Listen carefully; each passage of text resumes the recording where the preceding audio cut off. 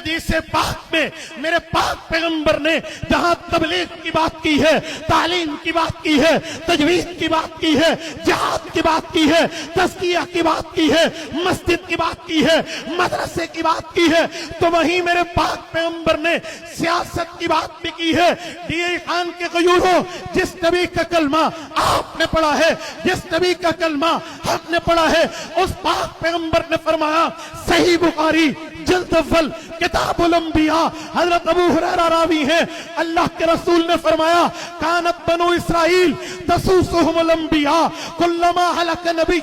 خلفہ نبی۔ میرے صحابہ نبی ہوتے، وہ نبی بھی ہوتے، اسلامی سیاست دان بھی ہوتے۔ میں دنیا سے جا رہا ہوں آخری نبی بن کے، حافظ جمال کے میدان میں آئے ہوئے غیوروں، سننا میرے پاک پیغمبر کے لفظ، حضور نے فرمایا میں آخری نبی ہوں۔